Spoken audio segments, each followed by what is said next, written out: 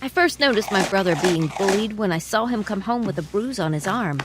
He was trying to hide it, but I knew him better than anyone. When I asked him what happened, he wouldn't tell me. No matter how many times I asked him, and even after I threatened to tell Mom and Dad, he still wouldn't budge. So, I decided I was gonna find out myself. I started following him at school. At times, I even got late for my own classes. Sometimes I ended up skipping entire classes altogether just so I could keep an eye on my baby brother. Until one day, I finally saw the cause of my brother's troubles. They were 5 massive boys, all with a cocky grin on their faces. They had my brother cornered. "You said you were gonna get us the PS5 today, Squirt. Where is it? Where's the PS5 you promised your masters?" I'm sorry.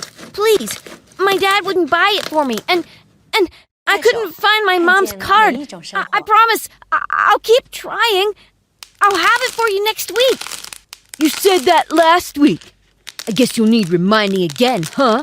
Which arm do you want us to break? Please. Please, stop! I could no longer just watch. I sprung out of where I was hiding and I stood between my cowering brother and the mean boys who were picking on him. "That's enough! What are you doing to my brother?" The boys all laughed so hard, they had to clutch at their bellies. "Ha ha ha! You need your sister's help, Squirt! I can't believe this tiny girl is coming to your rescue! Move away, girl Squirt!" "Please, Nat, don't get involved. This is nothing. We're just playing around." "You better listen to your little brother, girl Squirt, or you might get hurt too." Without a word, I kicked one of them. The boy doubled over and dropped to his knees. I held my head high, proud of what I did. I was learning Taekwondo after all. If I couldn't use it to protect my loved ones, what good were my lessons? I took my brother's hand, ready to lead him away from the boys. But the guy who was doubled over began to laugh. "You really think that hurt? Ha ha ha! You're just as useless as your brother." He stood up. It was clear he'd just doubled over to make me think I'd had them. Suddenly, all 5 boys stood around me. They were about twice my height, and they were huge. I couldn't possibly take them all, but I tried anyway. Again, I kicked. But that time, the boys were no longer amused. The guy I kicked caught my leg perfectly, and he held it there until I lost my balance. When I fell to the ground, they all laughed again. "Run, little girl. We don't hit girls around here, but if you press me, I might just break your brother's hand." I knew he meant it, so I ran, and I grabbed my brother. All the while, he kept trying to get away from me. "You don't know what you've done. You shouldn't have done anything. Let go of me." A week later, I understood what he meant. One day, I saw my brother all dressed up like a girl. He was on a chair that the 5 boys carried on their shoulders. He was being paraded all over school for everyone to see. People laughed. They pointed at my brother, and they took videos which spread like wildfire on social media. I knew I could no longer take seeing my brother being bullied. And he came home with even more and more bruises. So I trained.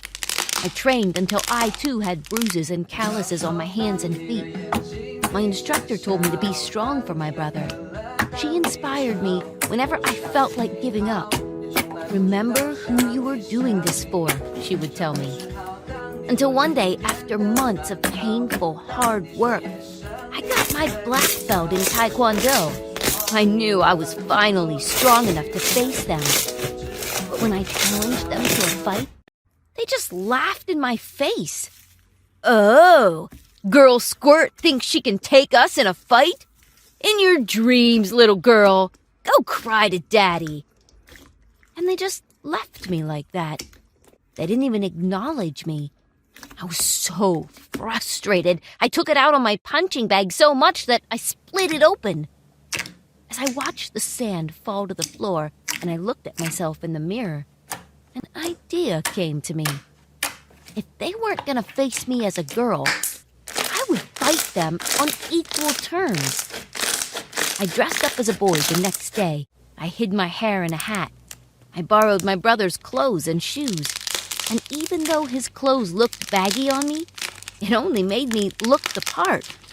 I looked exactly like some delinquent who started fights. I waited for them to corner my brother again. And when they were about to hurt him, I stepped in. I made my voice as deep as I could manage.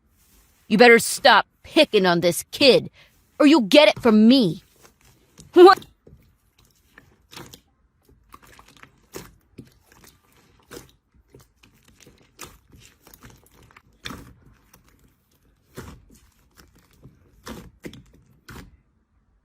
快手，看见每一种生活。